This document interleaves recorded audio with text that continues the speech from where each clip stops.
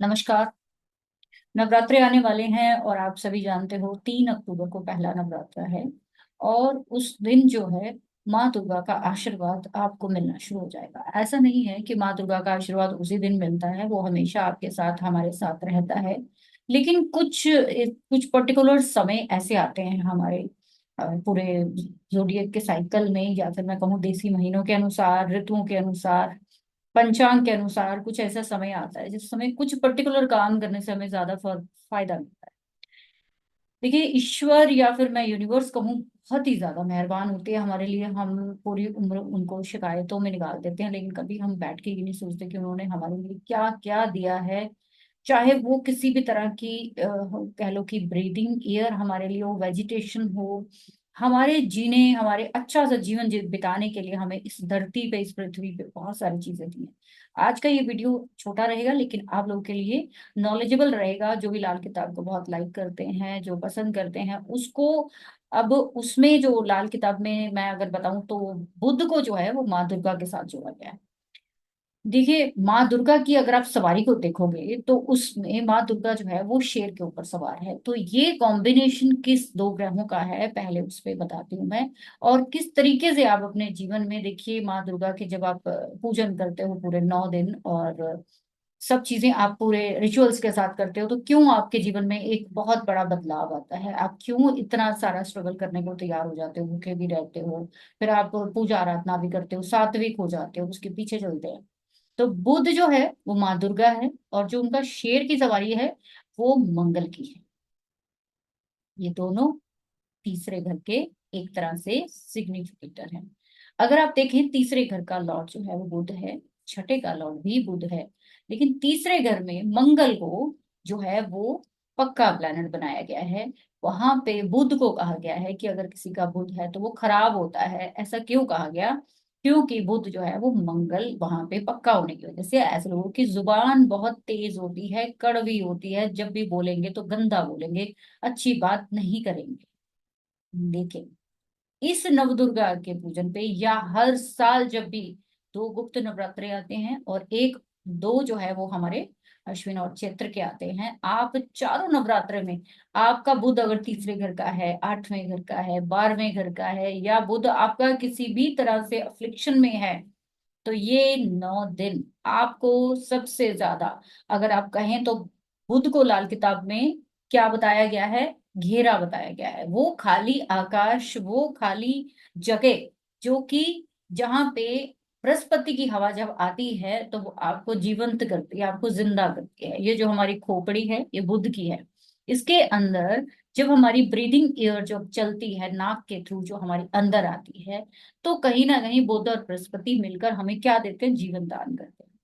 जब आप माँ दुर्गा को देखेंगे कभी भी ध्यान से तो उसके 10 हाथ हैं माँ दुर्गा के। और माँ दुर्गा हमेशा शेर पर सवार रहती हैं। आप ध्यान से अगर देखेंगे तो माँ दुर्गा ने शेर की सवारी की है, यानी कि एक ऐसा जानवर जो कि जिसका खाना ही सिर्फ सिर्फ लोगों को या छोटे जानवरों को का चीर फाड़ करके, एक वाइल्ड एनिमल है। और एक जिसको कहे कि एक सबसे खतरनाक जानवर है जो माँ दुर्गा को अपनी सवारी देते हैं। आप यहीं से अंदाजा लगाइए कि आपकी कुंडली में यदि बुध और मंगल इकट्ठे भी हैं, बुध तीसरे में भी है, आपको सबसे पहले ये देखना चाहिए कि जब भी मैंने देखा है कि बुध और मंगल किसी के चार्ट में होते हैं तो उनके घर में माँ दुर्गा की फोटो जरूर होती है। ये कॉम्बिनेशन, ये तीसरा घर जो आपके सबकॉन्शियस माइंड के साथ जुड़ा हुआ है।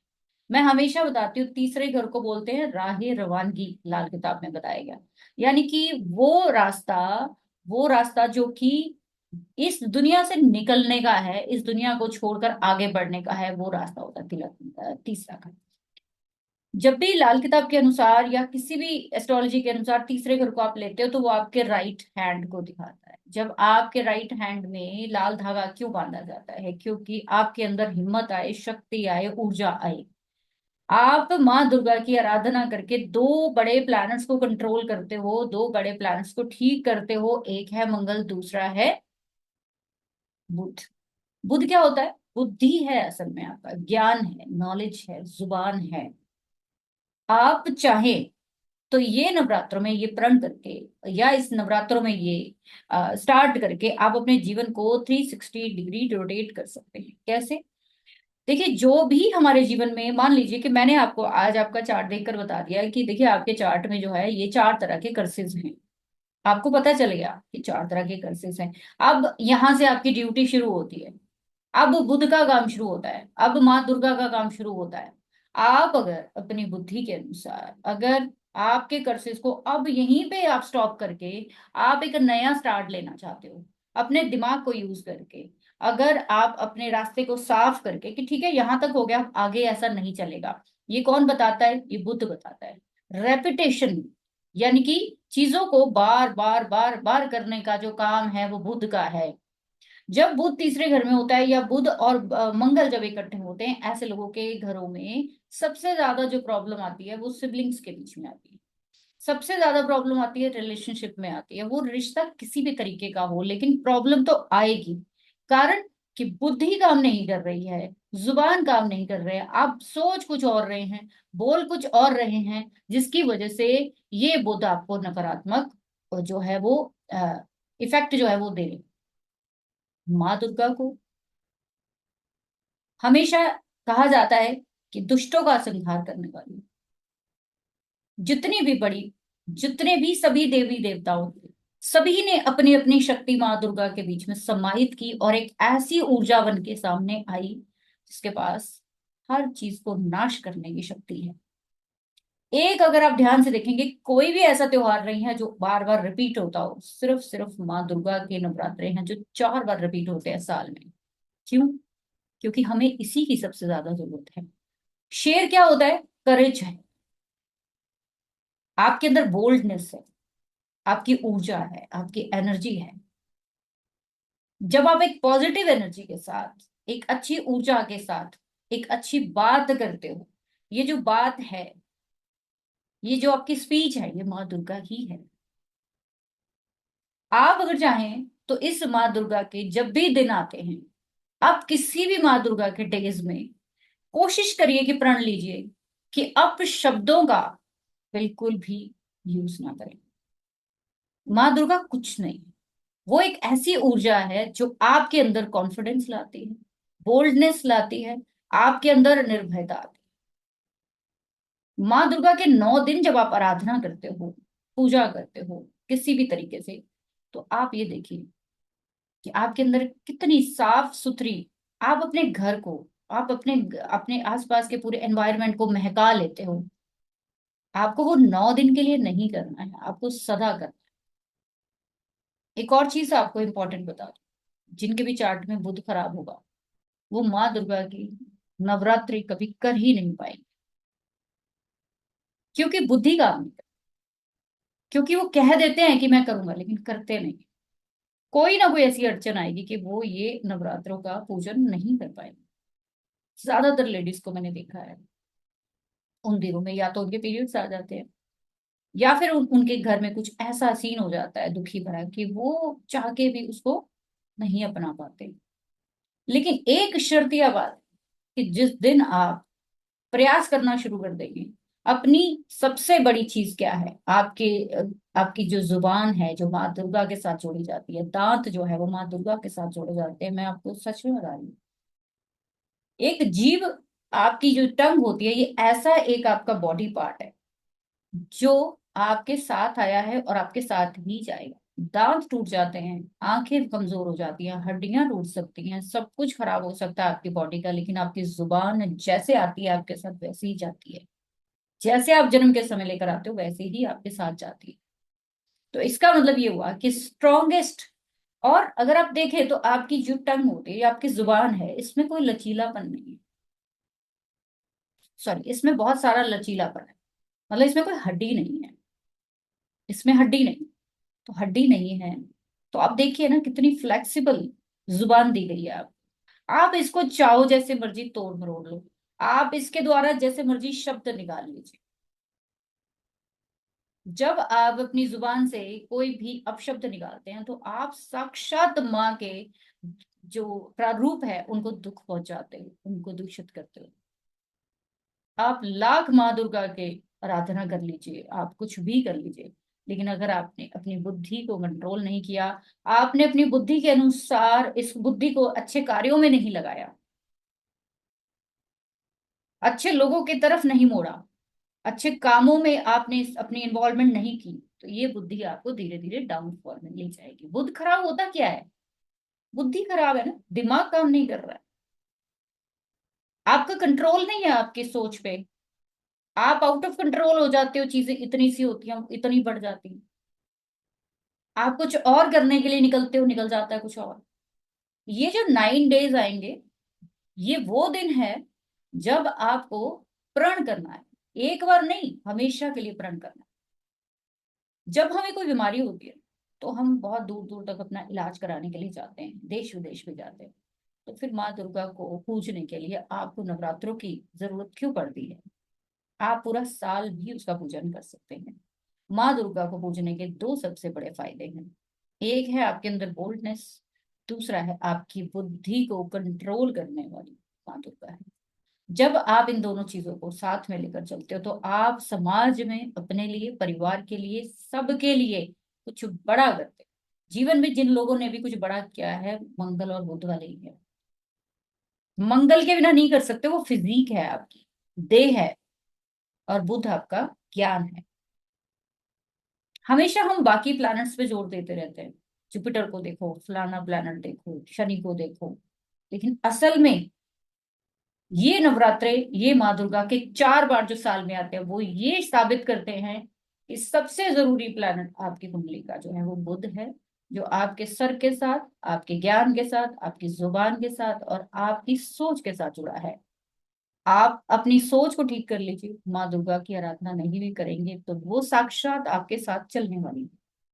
आप माँ दुर्गा की आराधना कर रहे हैं, सोच गंदी है, तो ये आप अपने लिए त्रासदी क्रिएट कर रहे हो और कुछ नहीं कर रहे हो। माँ दुर्गा के जो ये 9 दिन है, ये आपके अंदर ट्रांसफॉर्मेशन के हैं। आप 9 दिन के लिए जब माँ दुर्गा का कोई भी जाप करते हो, कोई भी सर्व मंगल मांगल्ये, ये जो जाप है ये करिए, या कोई भी ह्रीम जो सीड मंत्र है वो करिए। आप इन दिनों में अगर कुछ करना भी चाहते हैं ना, तो सीड मंत्रा करिए। बड़े बड़े मंत्रा स्टार्टिंग में कभी नहीं करने चाहिए। सीड मंत्रा, सीड क्या होता है? रीम श्रीम क्लीम, ये सभी क्या है? सीड है। सीड यानी आप एक पेड़ लगाओगे, वो साल लगेगा, 2 साल लगेंगे, 4 साल लगेंगे, वो जब पेड़ बनेगा ना, आपके उस पेड़ की छाया के नीचे आपकी पुश्ते जो है वो ठंडी छाया लेंगी। हम लोग शॉर्टकट चाहते हैं ना हमेशा जिंदगी में, बस ये वाला मंत्र कर ले और जादू हो जाए, ये वाली रेमेडी कर ले जादू हो जाए। लेकिन अगर आपको लॉन्ग टर्म कर्सित से बाहर आना है, श्रापों से बाहर आना है, तो वो सारा का सारा तरीका यही है कि इन दिनों में जो की गई आराधना है, सीड मंत्रा जो भी आप स्टार्ट करना चाहते हो, कोई भी XYZ, वो आप उसके एक पेड़ लगाने जा रहे हो, वो पेड़ जिस दिन लग गया तो फिर आप देखना आपका नाम, आपकी शोहरत, आपके पास पैसा, किसी चीज की कमी नहीं रहे। हमेशा मैंने आपको बोला, प्रैक्टिकल रियल लाइफ में माँ दुर्गा हमें प्रैक्टिकल रहना सिखाती है। बुद्धि क्या होती है? बुद्ध और गुरु में यही एक सबसे बड़ा डिफरेंस है कि वो हमेशा ज्ञान की बात करते हैं, उसमें आप अपना सब कुछ ही दे देते हो फिर। लेकिन बुद्ध कहता है कि ज्ञान तो देना है, लेकिन आप थोड़ा लॉजिक से दीजिए। लॉजिक दीजिए कि क्या उसको जरूरत है, क्या वो वर्थफुल है, ये बुद्ध बताता है आपको, ये गुरु नहीं बताता।